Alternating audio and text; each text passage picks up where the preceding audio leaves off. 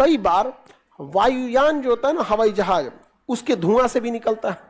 वायुयान के क्या निकलता है? धुआं से। और वायुयान में बहुत धुआं निकलता है। हवाई जहाज बहुत प्रदूषण करता है। अब दिल्ली से पटना आता है तो कम से कम मान के चलिए 8,000 लीटर तेल फूंक देता है। 8,000 लीटर। 10,000 लीटर लेके भर रहा है, 8,000 लीटर फूंक दिया। डिपेंड करेगा मौसम कैसा है। अभी बरसात में और फूंक देगा। अभी कुछ दिन पहले एगो फ्लाइट दिल्ली से पटना आ रही थी। पटना में भयानक बारिश हो रहा था। आधा घंटा तक इतना भयानक बारिश हुआ कि उसको ऊपरे में 20 चक्कर मरवाया था। 20 चक्कर मारा था। कहा रांची चल जाए तो कहा वहां और बारिश हो रहा है। तो कहा बनारस चल जाए तो कहा वहां बारिश हो रहा है। कहा कलकत्ता कहा हुआ खाली नहीं है, तूफान आई ले हुआ पहले से। तो क्या कर तो कहते यहाँ चक्कर मारो, आधा घंटा में बारिश रुक जाएगा। क्या के लिए तुम कलकत्ता जाओगे तो आने में 1 घंटा लग जाएगा। यहाँ घुमरिया 20 राउंड घुमरिया। कितना प्रदूषण किया होगा। आपके गाड़ियों में कितना ही तेल भर लेंगे आप? 10, 20, 50 लीटर। 50 लीटर तेल भर लेंगे तो बहुते चलेंगे।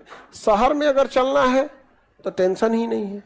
शहर में लोग कितना ही चलते हैं। लेकिन अगर हाईवे ट्रिप पे जाना है, जैसे दिल्ली जाना है, तो तेल ठीक ठाक लगेगा। हवाई जहाज कुछ जरा कम दूरी पे जाइए नहीं करता है।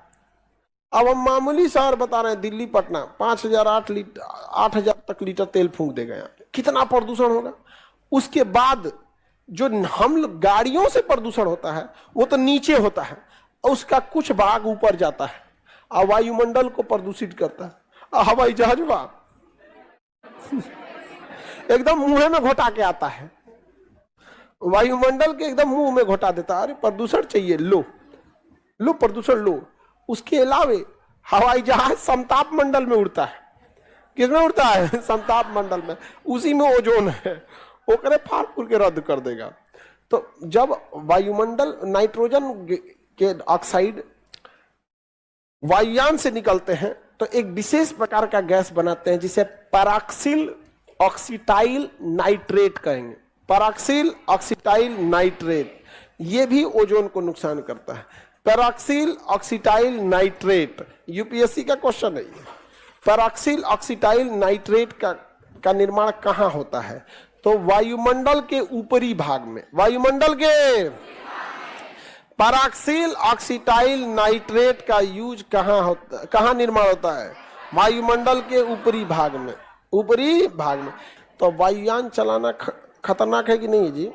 वायुमंडल के लिए प्रदूषण है कि नहीं? इतना प्रदूषण करता है कि जहाज जाता है तो पीछे धुआं बन जाता है। क्योंकि बाहर में ना जो धुआं निकलता है, जैसे हम लोग ऐसे सांस छोड़े से तो क्या जमेगा? लेकिन ठंडी के दिन वही गर्मी के दिन में नहीं जमता है। क्यों ठंडी के दिन में जम जाता है? बाहर का टेम्परेचर कम है। हवाई जहाज जहां पे उड़ता है ना, बाहरवा -50 -60 डिग्री सेल्सियस रहता है। -50 या -60 डिग्री सेल्सियस रहता है। खिड़की अगर खोलने का ऑप्शन दे ना, सब मर जाएगा, सब विंडो साइड वाला सब का सब चल जाएगा। -60 पे कौन जिंदा रहेगा जी? नहीं जिंदा रह सकते यहाँ पे। इसीलिए हवाई जहाज के इंजन को टेंशन नहीं रहता है। नहीं तो बाकी जहाज के इंजन देखें, इंजन गर्म हो जाएगा। 2 घंटा से उड़ रहे हो, बेंगलोर से सैन फ्रांसिस्को के जाएंगे, 14 घंटा बाद जहाज रुकेगी। कंटिन्यू हवा में कितना देर रहिएगा?